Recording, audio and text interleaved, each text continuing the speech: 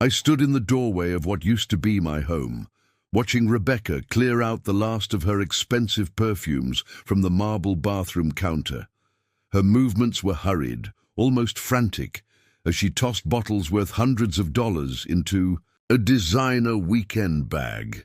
She hadn't noticed me yet, or maybe she was just pretending I wasn't there, but I wasn't here to beg her to stay. I wasn't here to argue or even to understand why she'd betrayed me 2 weeks after we buried my father. No, I was here for something much better, something she wouldn't see coming.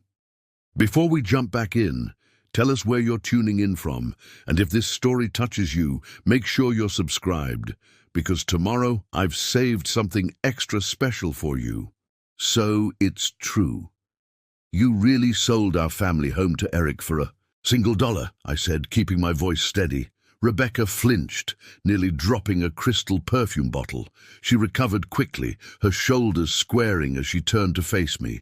The surprise in her eyes quickly gave way to that familiar look of cold determination. "Michael," she said, forcing a smile that didn't reach her eyes, "I didn't expect you back so soon." "Clearly," I replied, leaning against the doorframe, "you wouldn't want me to witness the final stages of your betrayal." She sighed dramatically, as if I was the one being unreasonable. "It's not betrayal, it's moving on. The house is legally Eric's now." "Legally his," I repeated, letting the words hang in the air between us, "because you put the deed in his name." Rebecca zipped her bag shut with a sharp, final motion. "Look, I don't want this to get ugly.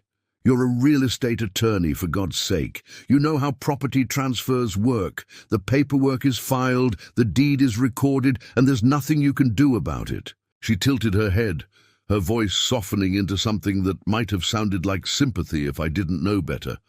"Besides, you should be thanking me. Now you can stop lingering in the past.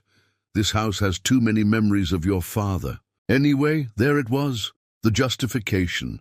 The way she could twist my father's death into a reason why her betrayal was actually a favor to me.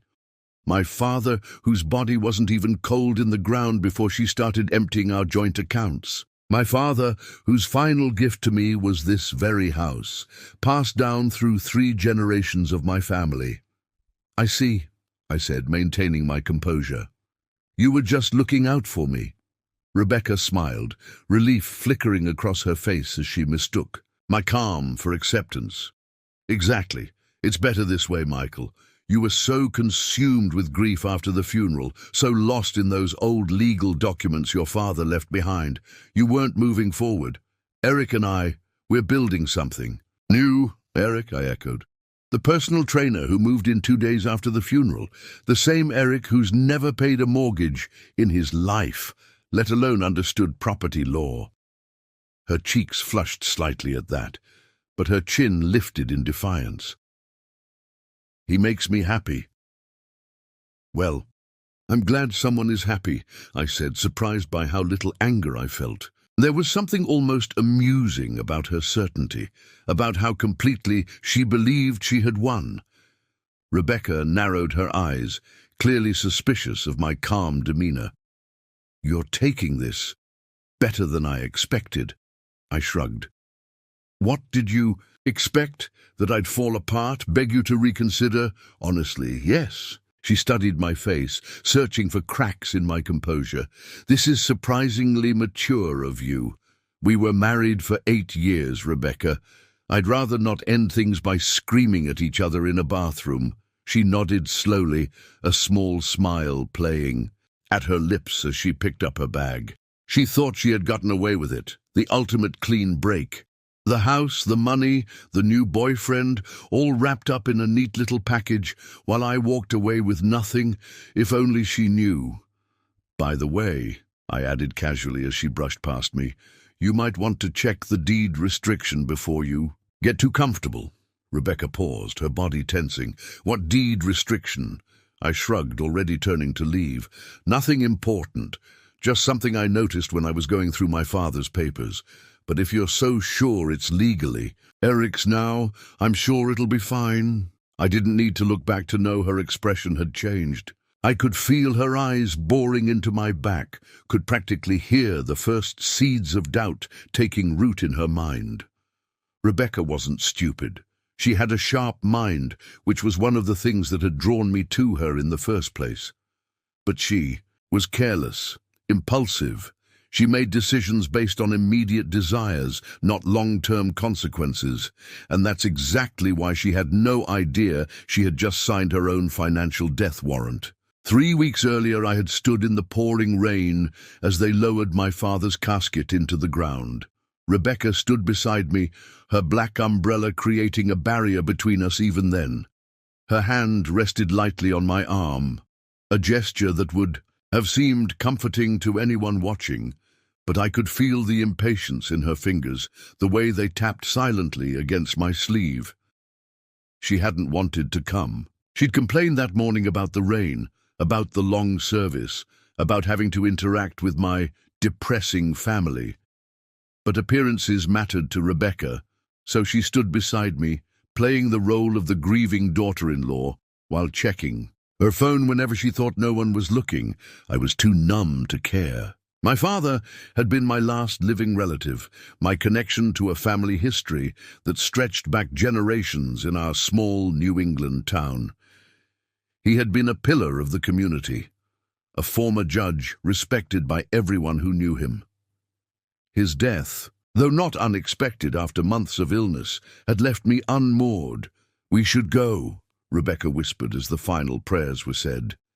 "We have dinner with the Mitchells at 7. I nodded absently, though I had no intention of making small talk over salmon with her socialite friends. Not today, not when my father's voice was still so clear in my mind. "Make sure you read everything, Michael," he had told me a week before. He died, his hand gripping mine with surprising strength. Every page, every clause, especially the parts about the house. "Promise me." I had promised, not understanding then what he meant. I assumed he was just being thorough, a lifelong habit. From his years on the bench, it wasn't until after the funeral that I realized what he had been trying to tell me. The day after we buried him, I found Rebecca in his study, sorting through his papers. "What are you doing?" I asked, standing in the doorway. She looked up, startled. "Just organizing. Someone has to deal with all this." I stepped forward, taking the folder from her hands. "I'll handle it." "Don't be silly," she said, reaching for the papers. "You're grieving. Let me help." "No," I said firmly, surprising us both with my tone. "These are family documents. I'll go through them." Something flashed in her eyes. Irritation, perhaps, or something deeper. But she relented, holding up her hands in mock surrender. "Fine, they're all yours. But don't spend too long dwelling on the past, Michael. It's not healthy." I didn't respond. Something about her eagerness to help, about the specific files she had been looking through, left me uneasy. That night, after she went to bed, I returned to my father's study and began a systematic review of everything he had left behind. It took 3 days to find what he had wanted me to see. There, buried in a stack of seemingly routine property documents, was a deed restriction that had been placed on our house when my grandfather had transferred it to my father, and which my father had maintained when he transferred it to me, a restriction Rebecca knew nothing about. As I read the clause, my father's final instructions suddenly made perfect sense. He had known. Somehow he had seen this coming, had anticipated Rebecca's betrayal even before I had noticed the signs, and he had made sure I would be protected. The restriction was elegant in its simplicity. If the property was transferred to anyone outside the bloodline for less than 90% of its appraised value within 10 years of the transfer, a reversion clause would automatically trigger, returning ownership to the original family trust. Additionally, any attempt to circumvent this restriction would result in a penalty equal to 150% of the property's value, payable immediately to the trust.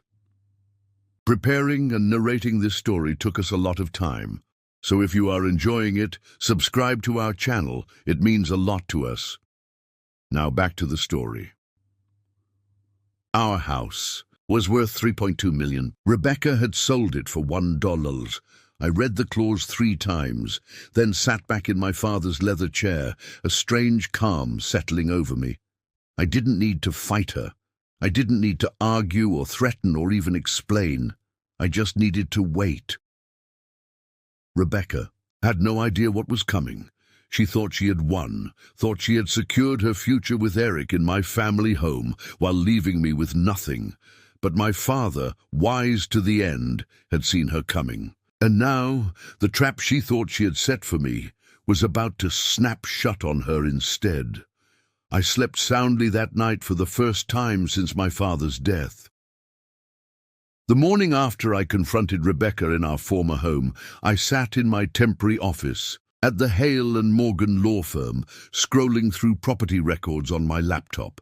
I had been an associate here for 5 years, specializing in real estate law, but I'd taken a leave of absence after my father's death.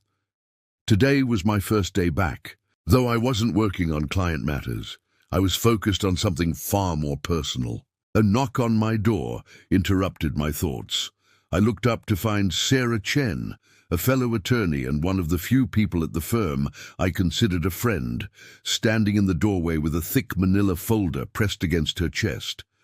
"Michael," she said, hesitating, "do you have a minute?"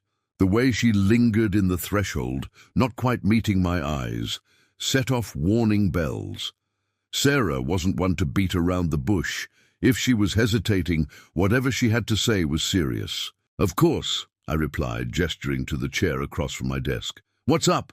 She crossed the room and placed the folder in front of me, her movements careful, deliberate. "I thought you should see this. It came across my desk this morning."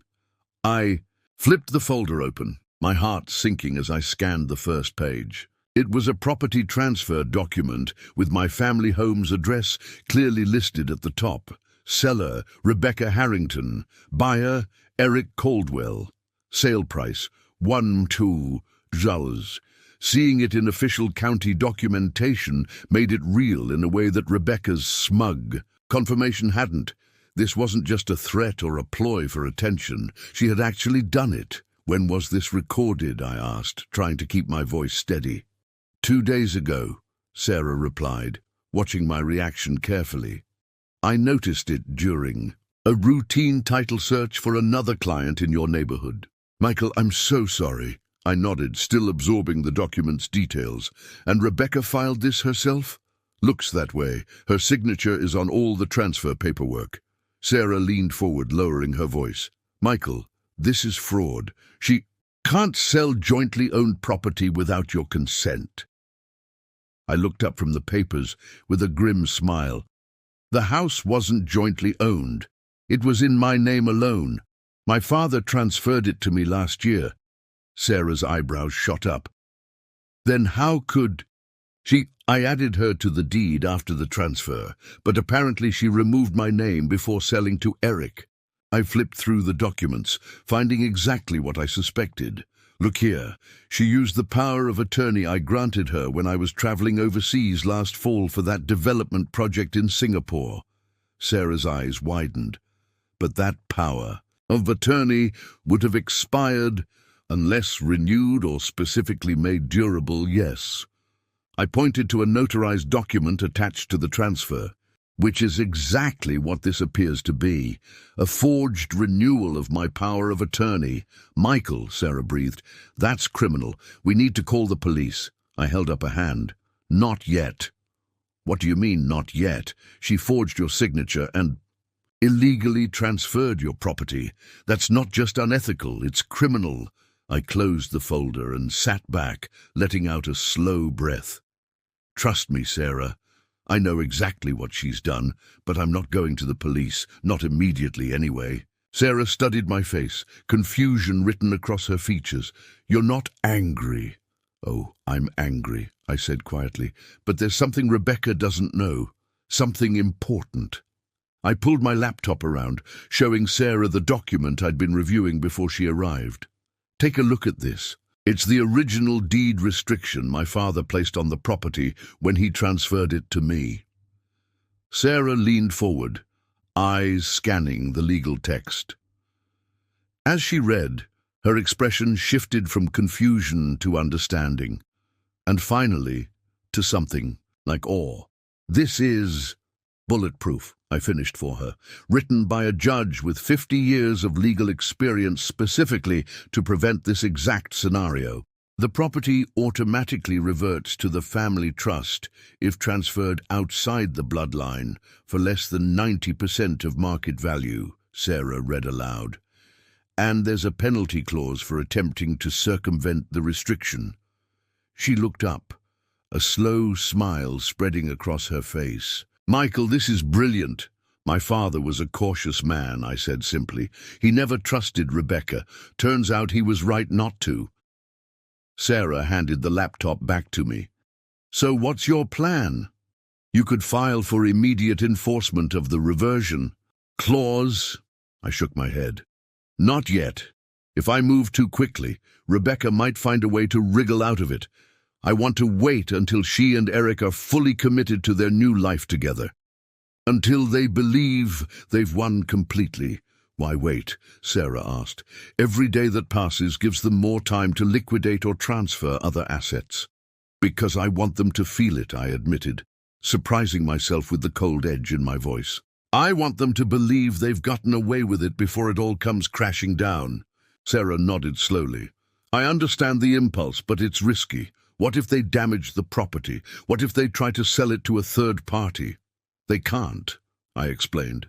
"The deed restriction runs with the land. Anyone who buys it would be subject to the same terms. And as for damage," I smiled grimly, "the penalty clause covers that too. Any reduction in property value gets added to the penalty at 150%. "Your father really did think of everything," Sarah said, a note of admiration in her voice. "He spent his life observing the worst in people from the bench," I replied. "And the last few years watching Rebecca. He knew what was coming even before." "I did." I stood up, tucking the folder under my arm. "I need copies of these transfer documents, and I need your discretion, Sarah. No one else at the firm can know about this yet." She nodded. "Of course, but Michael, be careful. Rebecca's already shown what she's capable of. If she realizes you know about the deed restriction—" "She won't," I assured her. "She thinks I'm broken, defeated, and I'm going to let her keep thinking that until it's too late for her to do anything about it." As Sarah left my office, I turned to look out the window at the Boston skyline. The skyscrapers gleamed in the morning sun, solid and immovable, much like the legal protection my father had left behind. For the first time since his death, I felt a connection to him that transcended grief, a shared understanding, a continuation of his wisdom. Rebecca thought she had taken everything from me. She thought she had left me with nothing but memories while she started a new life with Eric in my family home. But she had overlooked something crucial, something that would cost her everything. The deed. The simple, powerful deed restriction. That would be her undoing. I picked up my phone and dialed my bank. It was time to freeze any remaining joint accounts before Rebecca could drain those too. Then I would sit back and wait, letting her believe her plan had worked perfectly until the moment came to spring the trap my father had so carefully set. The game had only just begun, and Rebecca had no idea she had already lost. I've always believed that patience is more than a virtue. It's a weapon. In the courtroom, I'd seen countless cases won, not by the attorney with the flashiest argument, but by the one who knew exactly when to strike. My father had taught me that lesson early. "The right move at the wrong time is still the wrong move," he used to say. Now I was putting his wisdom into practice in a way I never imagined. 2 days after discovering the property transfer documents, I sat in my father's old study, now located in the small but comfortable apartment I'd rented downtown. I'd managed to remove most of his important papers before Rebecca changed the locks on our family home. Spread across the desk were bank statements, investment portfolios, and property records. It was time to take stock of exactly what Rebecca had taken and what she'd overlooked. The house was worth $3.2 million, the crown jewel of my father's legacy, but there was more at stake than just the property. I needed to understand the full scope of Rebecca's betrayal before executing my plan. A knock at the door interrupted my thoughts. I opened it to find Judge Malcolm Foster standing there, his tall frame slightly stooped with age, but his eyes as sharp as ever. My father's oldest friend and former colleague on the bench, Malcolm had been like an uncle to me growing up. "I brought dinner," he announced, holding up a paper bag from Sullivan's, my father's favorite steakhouse. "Figured you might be forgetting to eat." I smiled, genuinely glad to see him. "Come in. You're right. I haven't eaten since breakfast." Malcolm set the food on the coffee table and glanced at the papers covering my desk. "I see you're doing inventory." "Trying to," I sighed. "Rebecca's been busy. She emptied our joint checking account the day after the funeral, liquidated the investment portfolio I gave her access to last year, and of course, there's the house." Malcolm's expression darkened. "Harold told me he was worried about her. Said she'd been asking too many questions about the estate planning." I looked up sharply. "He told you that? When?" "About a month before he passed." Malcolm settled into an armchair, his judicial demeanor never quite leaving him even in retirement. "That's actually why I'm here, Michael. Your father asked me to give you something after the funeral, but only once you discovered what Rebecca had done." From his jacket pocket, he withdrew a sealed envelope, yellowed slightly with age. My name was written on it in my father's distinctive handwriting. "How did you know I'd discovered it?" I asked, taking the envelope. Malcolm's lips twitched in a small smile. "Sarah Chen called me yesterday. Said you might need some guidance." Of course, Sarah knew Malcolm had been my father's closest friend. I should have expected she'd reach out to him. I broke the seal on the envelope and unfolded the letter inside. The paper was dated 8 months ago, not long after my father's diagnosis. "Michael, if you're reading this, then I was right about Rebecca, and Malcolm has determined you've discovered the truth. I'm sorry for this burden. No son should have to face such betrayal, especially in time of grief. When you married Rebecca, I had my reservations, but I kept them to myself. It wasn't my place to choose your wife. However, it was my responsibility to protect our family legacy. That's why I placed the restriction on the deed when I transferred the house to you, not because I didn't trust you, but because I saw something in her that concerned me. The deed restriction will protect the house, but there's more you need to know. 3 years ago, Rebecca approached me privately, asking for a loan of $250,000. She claimed it was for a surprise investment gift for you, but requested I keep it between us. Against my better judgment, I agreed, but with conditions. I documented everything and secured the loan against her separate property, that vacation condo in Vermont she inherited from her aunt. The loan comes due upon my death, with interest. The paperwork is in the safe behind my law school diploma. The combination is your birthday and mine in sequence. Be strategic, son. Let her believe she's won until you're ready to act decisively. Remember what I taught you about timing in the courtroom. It applies doubly in matters of justice. Your loving father, Harold. I read the letter twice, a mix of emotions washing over me. Grief for my father, renewed anger at Rebecca, but also profound gratitude for his foresight. Even from beyond the grave, he was protecting me. "He knew," I said quietly, looking up at Malcolm. "Harold always saw 10 moves ahead," Malcolm replied.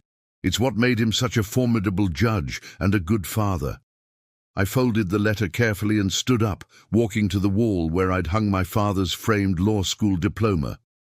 Behind, it was indeed a small wall safe I hadn't noticed when moving in. I entered our birthdays, 0617 for mine, 09224 for his, and heard the satisfying click of the lock disengaging. Inside was a single file folder containing loan documents, all properly executed. Rebecca's signature was on every page, along with notarizations. The terms were exactly as my father had described, $250,000 plus 8% annual interest secured by her Vermont condo, due and payable upon his death. This is ironclad, Malcolm finished for me. I should know, I helped him draft it. I did a quick calculation. With interest, Rebecca now owed the estate over $320,000, a debt she had conveniently forgotten to mention after my father's death. She never used it for an investment gift for me, I said, though it wasn't really a question. Malcolm shook his head. Your father had the bank track the money. It went to pay off credit card debt she'd been hiding from you, and the rest into a separate account in her name only. I placed the documents on my desk, the pieces of the puzzle falling into place. This is why she was so eager to go through his papers after the funeral. She was looking for these documents. Most likely, Malcolm agreed. Harold suspected she might try something like this when he got sick. That's why he asked me to keep copies of everything. I sat back down, mind racing with the implications. The deed restriction would return the house to the family trust, but this loan gave me additional leverage. Rebecca's Vermont condo was worth about $400,000, her only significant separate asset. With both the penalty from violating the deed restriction and this loan coming due simultaneously, she would be financially devastated. What's your plan? Malcolm asked after a moment of silence. I met his gaze, my resolve hardening. Exactly what my father suggested. Strategic patience. Rebecca thinks she's won. She and Eric are probably celebrating in my family home right now, planning how they'll redecorate or maybe even flip the property for a profit. I picked up my phone, scrolling to Rebecca's contact information. First, I don't respond to her attempts to contact me. I let her think I'm too devastated to fight back. And then I wait for the county tax assessor to do their job. I smiled grimly. When a property transfers ownership, it triggers a reassessment. Given the ridiculous $1 sale price, they'll flag it for potential fraud. That process usually takes about 3 to 4 weeks. Malcolm nodded, understanding dawning on his face, which gives Rebecca and her boyfriend enough time to settle in, but not enough time to try selling to a third party. Exactly.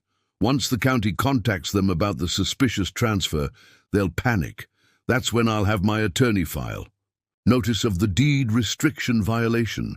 And the loan? Malcolm asked. That's my insurance policy. If by some miracle they find a way around the deed restriction, the loan comes due immediately, secured by her only remaining asset. I stood up and walked to the window, looking out at the city lights. There was something almost calming about having a plan, about knowing that justice was inevitable. Your father would be proud, Malcolm said quietly.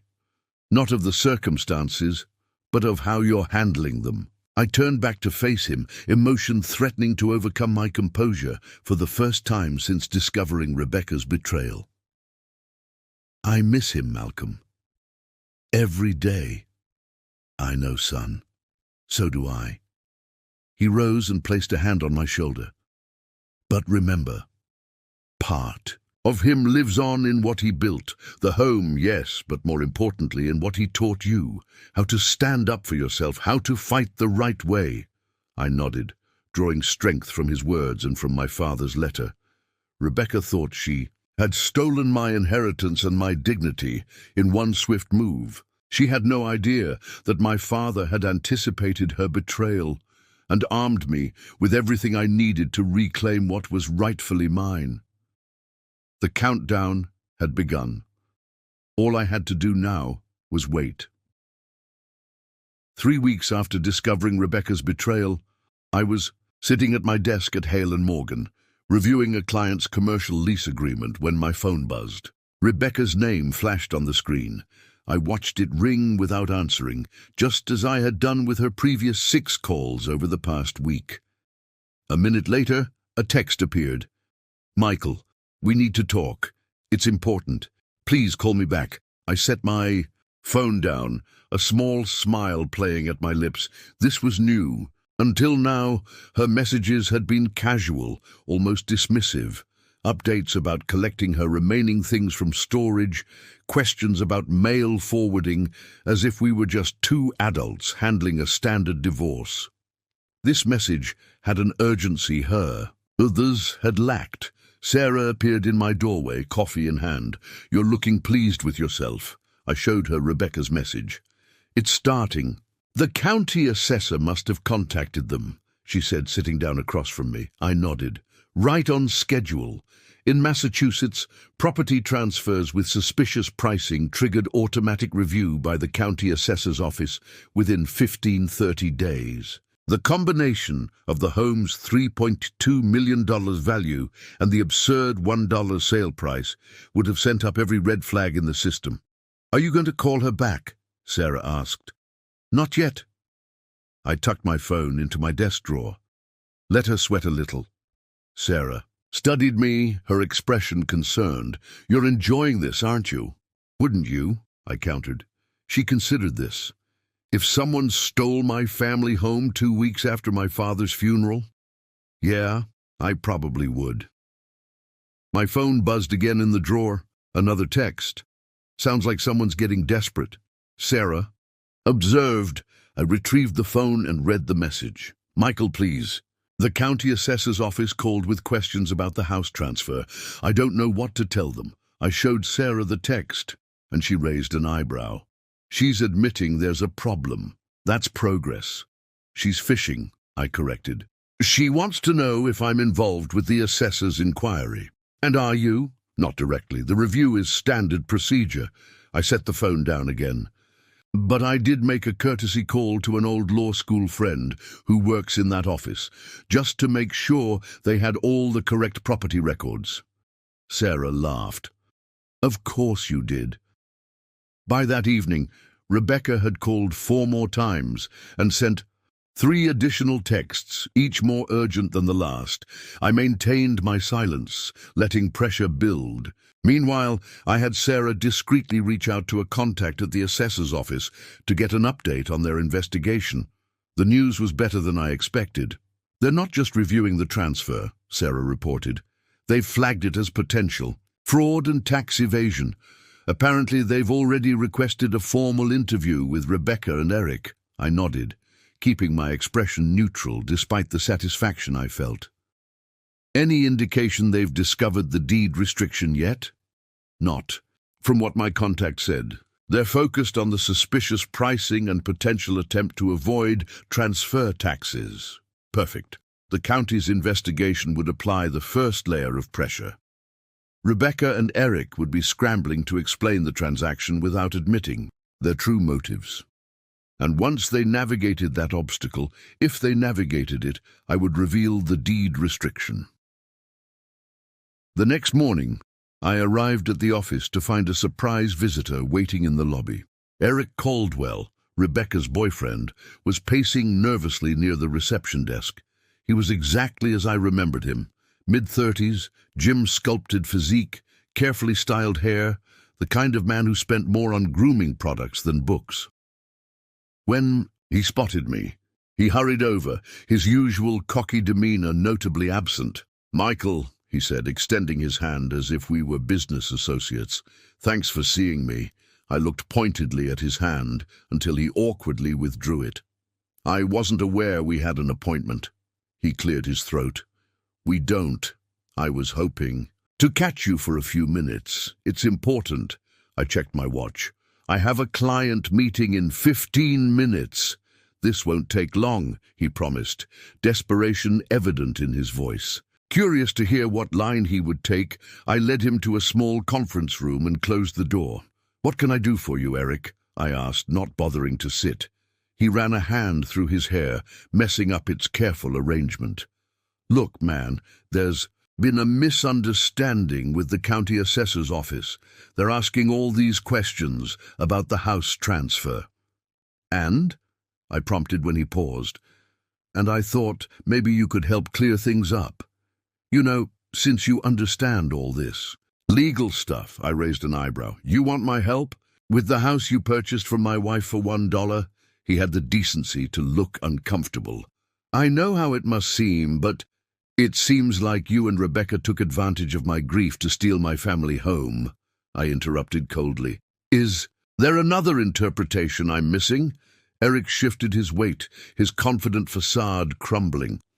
Rebecca said you were okay with moving on, that you two had discussed separating before your father died. I laughed, a sharp sound without humor. Is that what she told you? And you believed I'd be fine with her selling a multi-million-dollar property for $1? When she explained it that way?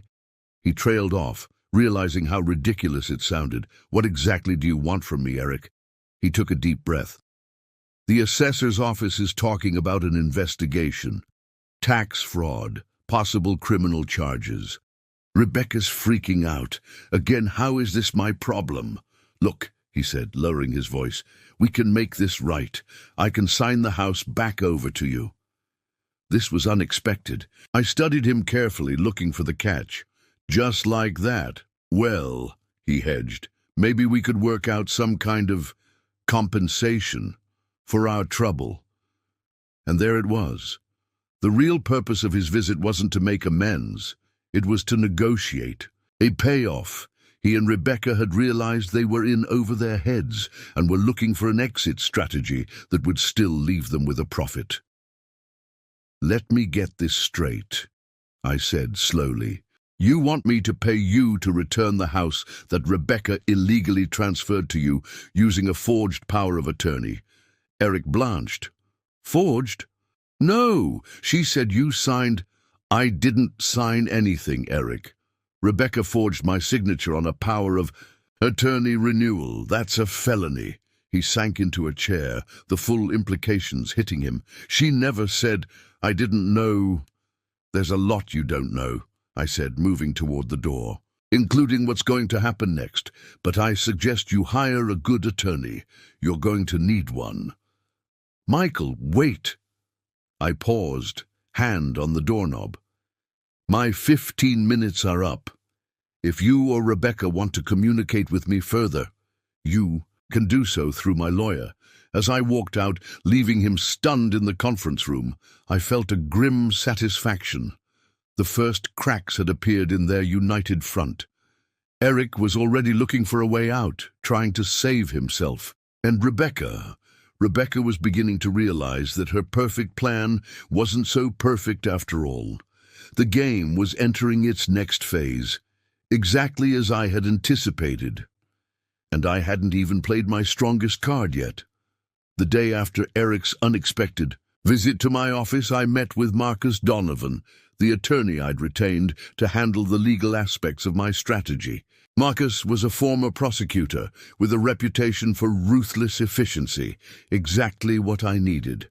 So the boyfriend came to you directly, Marcus mused, reviewing my notes from the conversation with Eric. That's telling. He's trying to negotiate, separately from Rebecca. He seemed genuinely surprised when I mentioned the forged power of attorney, I added. Marcus nodded. They're turning on each other already, faster than I expected. We were sitting in his corner office overlooking Boston Harbor, finalizing our timeline for action. On his desk sat 3 precisely organized folders, one for the deed restriction enforcement, one for the loan collection, and one for potential criminal charges regarding the forgery. The county assessor's office has scheduled their formal interview with Rebecca and Eric for tomorrow, Marcus informed me. My contact says they're focusing on tax evasion and fraudulent transfer. Perfect timing, I replied. How soon after that should we file our notice about the deed restriction violation? Marcus considered this. I'd suggest we wait until the day after their interview. Let them think they've navigated one crisis, then hit them with another. Psychological warfare. I nodded, appreciating his strategic thinking. And the loan collection? We'll include that in the same filing. Double impact. He tapped the folders with a manicured fingernail. By this time next week, they'll understand exactly how thoroughly they've miscalculated. As I left Marcus's office, my phone rang. It was Sarah. You need to get back to the firm, she said without preamble. Rebecca's here. She's causing a scene in reception. I sighed. I'll be there in 15 minutes. Hurry, she's threatening to go to the partners about unethical conduct if you don't speak with her. Of course she is, I muttered, already heading for my car. When I arrived at Hale and Morgan, I could hear Rebecca's raised voice from the elevator. So much for her usual, calculated composure. I found her standing in the middle of the reception area, arms crossed, face flushed with anger, while a visibly uncomfortable receptionist tried to manage the situation. "Rebecca," I said calmly, approaching her, "this isn't the place." She spun toward me, eyes flashing. "You left me no choice." "You won't answer my calls." "Ms. Harrington," I interrupted, deliberately using her maiden name. "Either we can speak privately, or you can be escorted from the building. Your choice." Her jaw clenched, but she followed me to a conference room. The moment the door closed behind us, she exploded. "What did you say to Eric? He's talking about backing out of our arrangement." I leaned against the conference table, studying her. Rebecca looked different, her usually immaculate appearance showing signs of strain. Her designer outfit was wrinkled, her makeup hastily applied, her eyes shadowed with sleepless nights. "I simply informed him that you forged my signature on a power of attorney renewal," I replied evenly, a fact he apparently wasn't aware of. Her face paled. "I did not." "Save it, Rebecca. We both know you did. The question is whether the district attorney will be more interested in forgery or fraud when I present the evidence."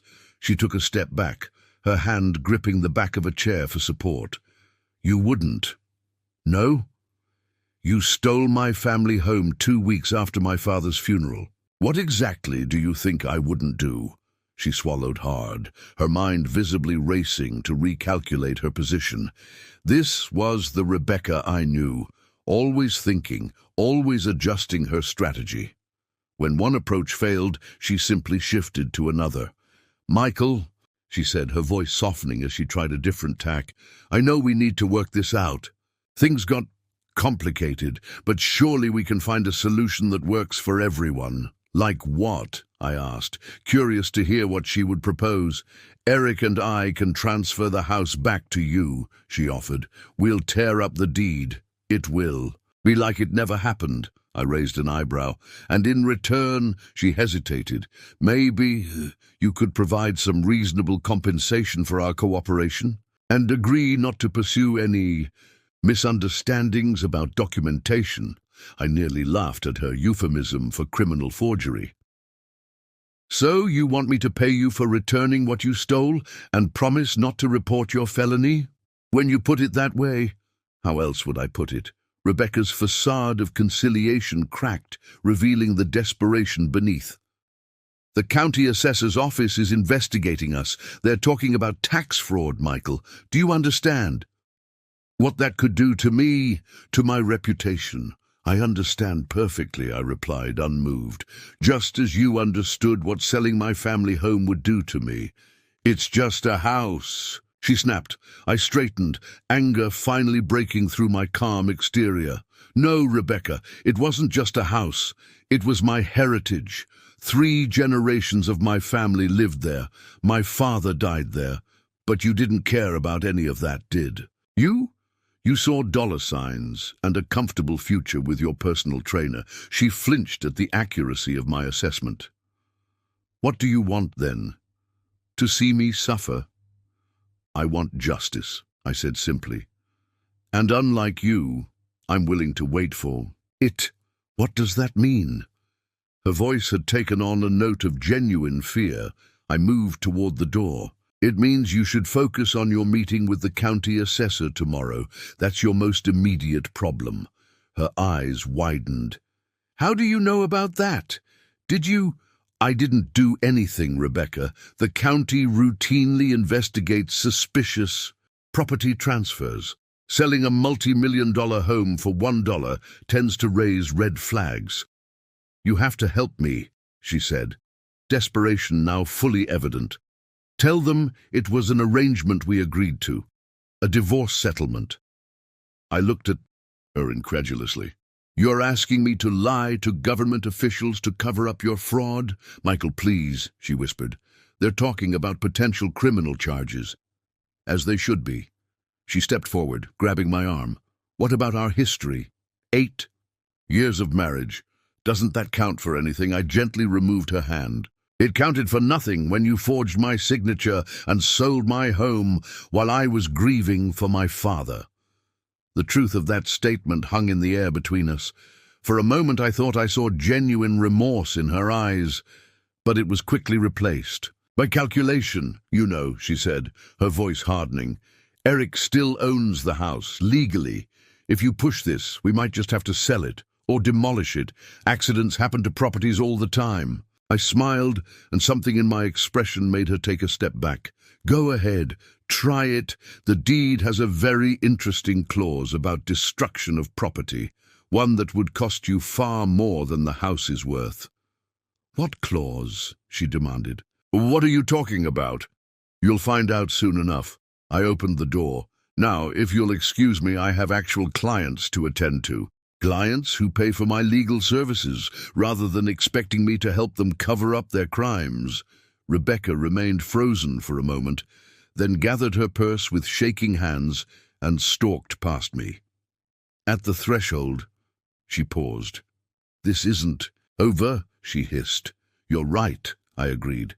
It's just beginning. As I watched her retreating back, I felt no triumph, no satisfaction, only a cold certainty that justice was coming.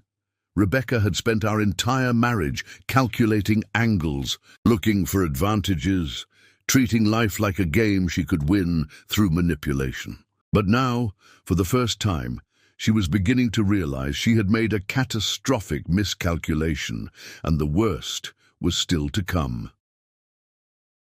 The morning after Rebecca's confrontation at my office, I received a text from an unexpected source. Eric, interview with county assessor in 2 hours. Rebecca's a mess. Said to tell you she'll sign whatever you want if you call them off. I showed the message to Sarah, who had stopped by my office with coffee. She thinks you orchestrated the county investigation, Sarah observed. Let her, I replied, setting my phone aside without responding. It gives me more leverage, Sarah studied me over the rim of her cup. You've changed, Michael. A month ago, you would have tried to find a way to help her even after what she did. I considered this. A month ago, my father was still being buried, and I believed my wife loved me. Things change. Fair enough, she conceded. What's your next move? I pulled up the email I'd received from Marcus earlier that morning. My attorney is filing the notice of deed restriction violation with the county recorder's office at precisely 9 a.m. tomorrow. The timing is deliberate. It will come just as Rebecca and Eric think they've dealt with the tax issue. Maximum psychological impact, Sarah noted. Exactly. I took a sip of coffee. And there's more. Judge Foster pulled some strings. The county assessor handling their case is an old colleague of his. He knows exactly what questions to ask about the transaction. The rest of the day passed in a strange state of anticipation. I half expected another desperate visit from Rebecca, but my phone remained silent. Either she was focusing all her energy on the assessor interview, or she had finally realized I wasn't going to rescue her from the consequences of her actions. At 5:17 p.m., my phone rang. Judge Foster. It's done, he said without preamble. I just heard from Robert at the assessor's office. The interview was illuminating. I leaned forward. What happened? Your wife tried to claim the $1 sale was part of an existing divorce agreement. Robert asked to see documentation. When she couldn't produce any, Eric apparently became agitated and started contradicting her story. They turned on each other, I said, unsurprised. Spectacularly, Foster confirmed. By the end, Eric was claiming he had no idea about any forged documents, and Rebecca was insisting the house transfer was his idea. Did Robert mention the deed restriction? No, Foster replied. As we discussed, he focused entirely on the tax implications. He's recommending a penalty assessment of $180,000 for transfer tax evasion, plus possible referral to the district attorney for the forgery allegations. I exhaled slowly. The tax penalty alone would be devastating to them. And it was just the beginning. Thank you, Malcolm, I said, for everything. Your father would be proud, son. You're handling this with exactly the right balance of justice and restraint. After we hung up, I sent a brief text to Marcus, confirming that everything was proceeding as planned for the morning filing. Then, I drove home to my apartment, ordered takeout, and tried to distract myself with work until bedtime. I slept poorly, waking several times as my mind rehearsed the various ways Rebecca and Eric might react to tomorrow's bombshell. By morning, I was exhausted but focused, my resolve strengthened by the knowledge that today would mark the beginning of the end of their scheme. I arrived at the office early, waiting for Marcus's confirmation that the filing had been submitted. At precisely 9:12 a.m., his message arrived: filing complete. Notice of deed restriction violation and demand for immediate property reversion officially recorded with the county.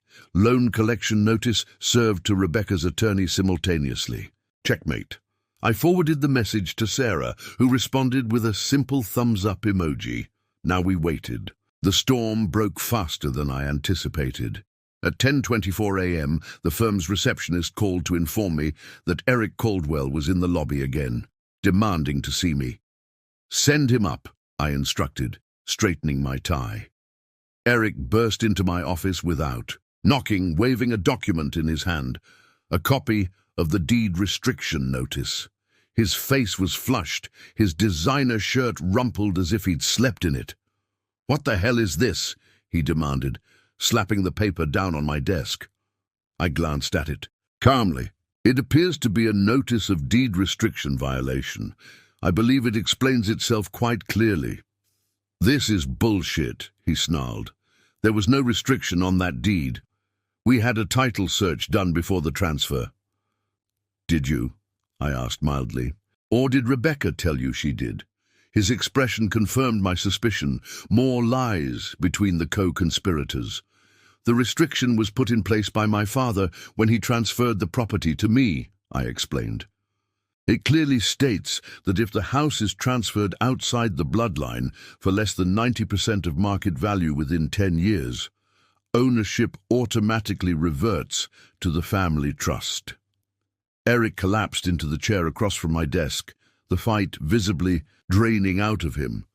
"She never said anything about this." "I'm not surprised. Rebecca has a habit of omitting important details when they don't serve her purposes." He ran a hand through his disheveled hair. "So what happens now?" "The assessor is already hitting us with a massive tax penalty." "Now," I said, folding my hands on the desk, "the property legally reverts to my family trust. You and Rebecca have 72 hours to vacate the premises or you'll be removed as trespassers." "Jesus," he muttered. "And if we fight this, you'll lose." The restriction is ironclad, drafted by a judge with 5 decades of legal experience. And while you're fighting the inevitable in court, you'll be accruing daily penalties of $5,000 for continued violation. His eyes widened. $5,000 a day? Plus legal fees, I added. The deed restriction is quite thorough. Eric stared at the document, reality sinking in. She told me it was a clean break, that you'd never contest it because you wanted a fresh start too. "Rebecca told you what you wanted to hear," I said, not unsympathetically. "She does that."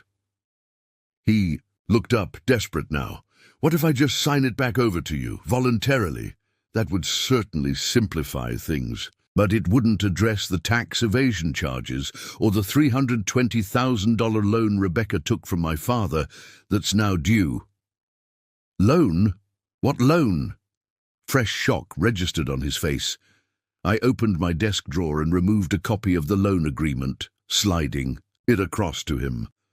"Another detail she neglected to mention, I see." Eric scanned the document, his face growing increasingly pale. "This is secured by her Vermont condo. The one she said we could move to if things got complicated here. Yes, I confirmed. The one that's about to be foreclosed upon if she doesn't repay the loan immediately. He stood abruptly, the documents clutched in his hand. I need to talk. To Rebecca. I imagine you do, I replied, though I'm not sure how productive that conversation will be. She's running out of options, and apparently out of lies. As he turned to leave, I added, "One more thing, Eric. The district attorney is reviewing the forged power of attorney.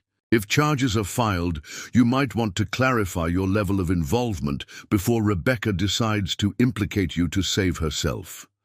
He paused at the door, looking back at me with a mixture of anger and defeat. "You had this planned all along, didn't you? You were just waiting for the right moment." "Justice has its own timetable," I said simply. "Rebecca and you set this in motion. I'm just ensuring it reaches its proper conclusion." After he left, I stood at my office window, watching, as Eric emerged from the building below, already on his phone, undoubtedly calling Rebecca with the devastating news. In that moment, I felt no joy, no triumph, only a somber satisfaction that my father's foresight was being vindicated. The house would return to the family where it belonged. Rebecca and Eric would face the financial and potentially legal consequences of their actions, and I would move forward wiser and more cautious, but secure in the knowledge that some things, like justice, couldn't be bought and sold for $1. The real storm, I knew, was still coming. Rebecca wouldn't surrender without one final desperate fight.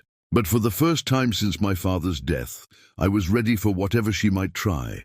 I had expected Rebecca to come charging into my office after Eric left with the news of the deed restriction and loan collection. Instead, silence. No calls, no texts, no dramatic appearances. The quiet was more unsettling than any confrontation would have been. Rebecca had never been one to surrender quietly. "It's been 2 days," Sarah remarked as we reviewed case files in my office. "Still nothing from her." I shook my head. "Not directly. Marcus says her attorney requested a 48-hour extension on the eviction timeline, claiming they needed time to arrange temporary housing. And you granted it?" "I did. I'm not interested in creating unnecessary hardship, just reclaiming what's rightfully mine." Sarah nodded approvingly. "Very mature of you, but doesn't her silence worry you? The Rebecca I've heard you describe doesn't just fold." I had been wondering the same thing. The lack of reaction felt calculated, as if she were regrouping for one final assault. "I've instructed the security company to start monitoring the property," I said, "just in case they decide to damage anything before they leave." My phone rang. It was Marcus. "Michael," he began without preamble, "we have a situation. Rebecca's attorney just filed an emergency motion contesting the deed restriction." I straightened. "On what grounds?" "They're claiming the restriction is unenforceable because it wasn't properly disclosed during your father's transfer of the property to you. They've scheduled an emergency hearing for tomorrow morning. There it was, Rebecca's counterattack. What are our chances?" "The restriction was filed with the deed, as required by law. Their argument is weak, but the judge assigned to the case is Judge Helena Winters." I inhaled sharply. Judge Winters had been a long-time rival of my father's on the bench. They had frequently clashed on legal interpretations before her elevation to the appellate division. "That's not a coincidence," I said. "No," Marcus agreed. "Rebecca's attorney specifically requested her. Someone did their homework about your father's professional relationships." After ending the call, I explained the situation to Sarah. "Can Judge Winters block the enforcement of the deed restriction?" she asked. "Temporarily, yes. She could grant a stay while the court reviews the enforceability. That could drag on for months. Giving Rebecca time to potentially sell the property. And to a third party?" I shook my head. "The restriction and pending legal action would be disclosed in any legitimate sale.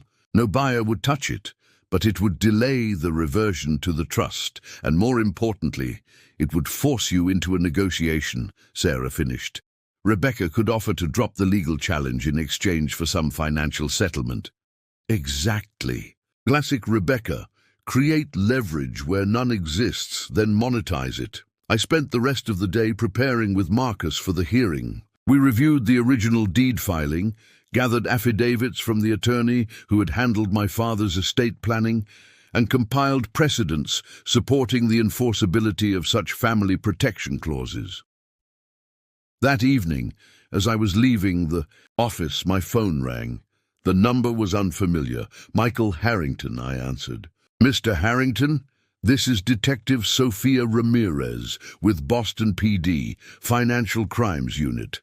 I'm calling regarding a report of document forgery involving your power of attorney. My pulse quickened. Yes, Detective, I did report that forgery last week. I understand you believe your wife, Rebecca Harrington, may have been responsible? That's correct. I have document verification from a handwriting expert confirming the signature isn't mine. We'd like you to come in tomorrow to provide a formal statement. We're also reaching out to Ms. Harrington for her side of the story. After scheduling the appointment, I hung up and immediately called Marcus to update him. The timing couldn't have been worse or better, depending on perspective. The police investigation would put additional pressure on Rebecca, but it also meant I would miss part of the hearing. I'll handle the preliminary arguments, Marcus assured me. Join us when you're done with the police. This might actually work in our favor. Judge Winters can hardly appear biased if there's an active criminal investigation. The next morning, I gave my statement to Detective Ramirez, providing all the evidence we had gathered about the forged. A power of attorney. She was thorough, professional, and, to my surprise, already well informed about the situation.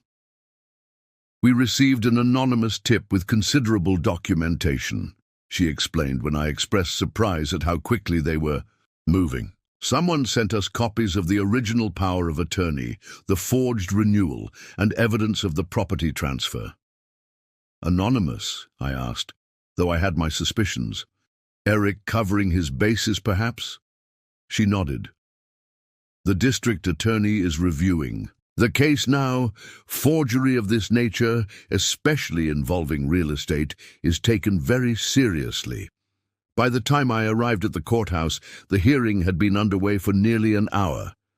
I slipped into the seat beside Marcus, who was listening intently as Rebecca's attorney, a sharp-faced woman named Elise Donner, made her argument. Clear violation of disclosure requirements, she was saying. The deed restriction was buried in supplemental documentation, not prominently displayed in the main transfer deed. My client's husband had no knowledge of this restriction when he added her to the deed. Judge Winters, a stern woman in her 60s with silver hair pulled into a tight bun, glanced at me as I entered before returning her attention to Attorney Donner.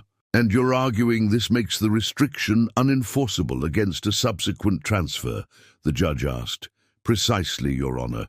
A deed restriction that isn't properly disclosed cannot be binding on innocent third parties like Mr. Caldwell. Marcus leaned over to whisper, She's actually making a decent argument, but we have this covered. When it was Marcus's turn, he approached the bench with confident ease. Your Honor, the deed restriction was filed according to all applicable laws. It appears in the county records and would have been discoverable in any proper title search. He held up a document. We have the affidavit from the title company that handled the original transfer, confirming the restriction was properly recorded. Judge Winters examined the document. Ms. Donner, did your clients conduct a title search before executing this $1 transfer? Rebecca, sitting at the plaintiff's table, whispered urgently to her attorney. They relied on Mr. Harrington's previous assurances about the property status, Your Honor, Attorney Donner replied carefully. Previous assurances? Judge Winters raised an eyebrow. You're claiming Mr. Harrington somehow misrepresented the status of a property he didn't even know was being transferred, Rebecca's attorney faltered. The circumstances are complex, Your Honor. Indeed they are, the judge agreed dryly. Particularly when a property valued at over $3 million changes hands for $1 without the knowledge of the primary owner. I could see Rebecca shifting uncomfortably in her seat. For the first time since this began, she looked genuinely worried. Judge Winters, despite her history with my father, was clearly unimpressed with the legal maneuvers. "Your Honor," Marcus continued, "I should also inform the court that there is currently an active police investigation regarding a potentially forged power of attorney used to facilitate this transfer.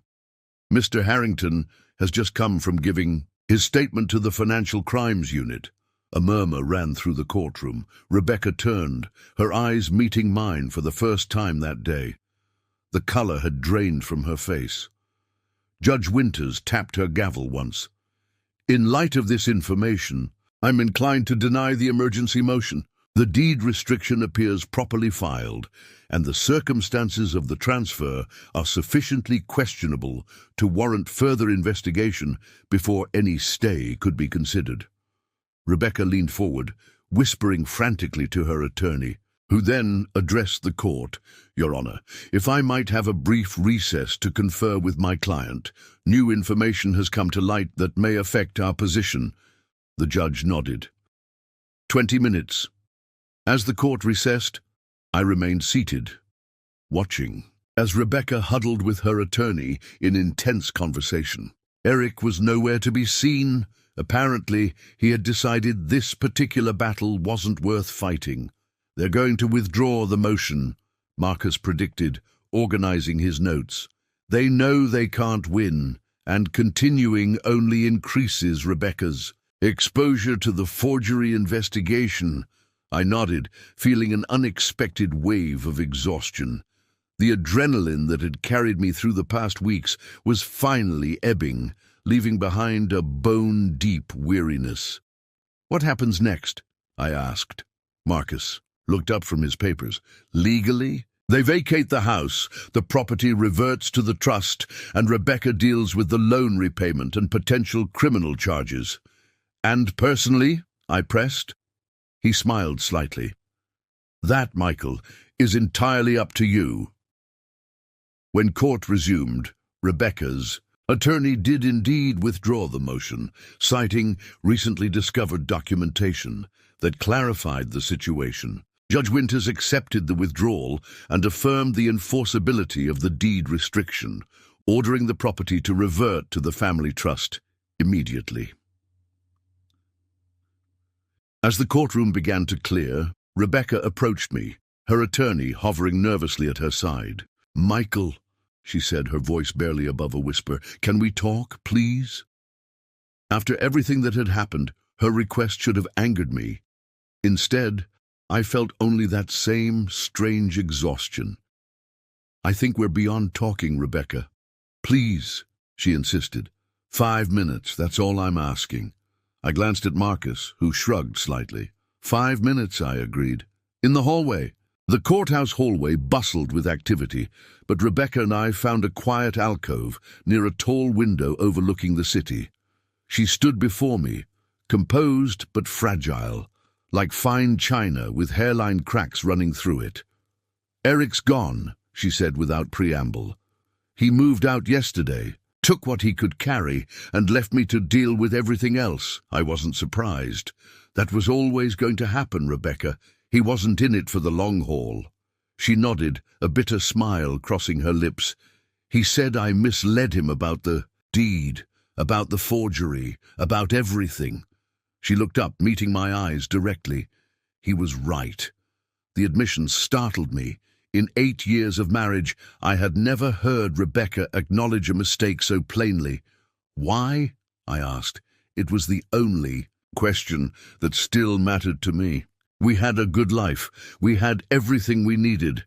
She looked away, out the window at the city below. "It wasn't about need.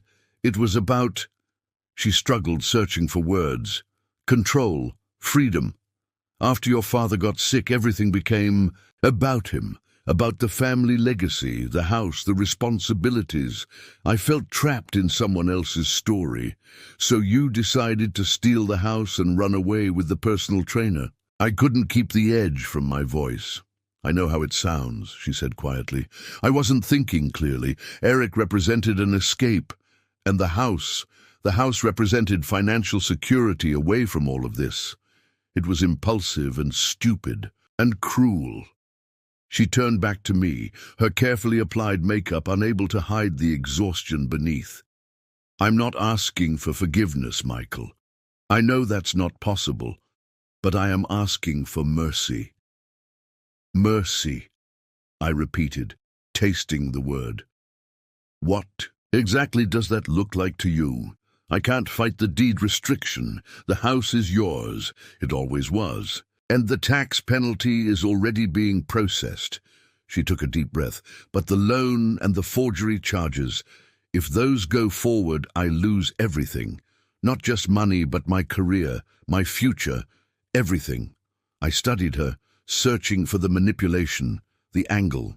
But for once, Rebecca seemed genuinely broken, her usual strategic mind finally overwhelmed by the consequences of her actions. You tried to destroy me, I said quietly. You used my grief, my trust, my love for you as weapons against me. Why would I show you mercy now? Because you're not me, she whispered. Because despite everything, you're still the better person. You always were. The simplicity of her answer caught me off guard. For weeks, I had channeled all my pain into executing the perfect counter-strategy, into ensuring justice would be served. But standing here now, looking at the ruins of the woman I had once loved, I felt the first stirrings of something unexpected. Not forgiveness, but perhaps the beginning of release. I'll think about it, I said finally. That's all I can offer. Right now, relief flickered across her face. Thank you. Don't thank me yet, I cautioned. I need time to consider what's just and what's vengeful. There's a difference. I know, she nodded, but it's more than I deserve. As she turned to leave, I called after her. Rebecca, why didn't you just ask for a divorce? Why all of this? She paused, looking back over her shoulder. I think I was afraid. A divorce would have been an admission of failure. This way, I could pretend I was taking control, making a choice. She gave a small, sad smile. My father always said I was too proud for my own good. I guess he was right. I watched her walk away, her shoulders squared in a final show of dignity despite her defeat. It struck me then that we had both been shaped by our fathers, mine who had protected me even from beyond the grave, and hers whose warnings she had ignored to her detriment. Back in my office that afternoon, I found Judge Foster waiting for me, a bottle of my father's favorite bourbon and 2 glasses on my desk. I heard about the hearing, he said, pouring us each 2 fingers. A complete victory. I accepted the glass but didn't drink immediately. It doesn't feel like victory. It rarely does, he acknowledged. Justice isn't about feeling good. It's about restoring balance. She asked for mercy, I told him, swirling the amber liquid, regarding the loan and the criminal charges. Foster raised an eyebrow. And what did you say? That I'd think about it. I finally took a sip, letting the bourbon's warmth spread through me. My father could have ruined her completely with what he knew, but he didn't. He just put protections in place, Foster nodded. Harold understood the difference between justice and vengeance. One heals, the other poisons, even the victor. I set my glass down. I need to see the house. It's been weeks. Of course, Foster said, rising. Would you like company? No, I decided. This is something I need to do alone. The house, my house again, waited for me as it always had, solid and dignified against the autumn sky. As I turned my key in the lock, I felt the weight of generations who had crossed this threshold before me, and those who might come after. Inside, Traces of Rebecca and Eric remained. A forgotten scarf, rearranged furniture, small changes that felt like intrusions. But beneath these surface disturbances, the essence of the home remained unchanged. My father's presence lingered in the study, in the worn leather of his favorite chair, in the books lining the shelves. I made my way through each room, reclaiming the space with each step.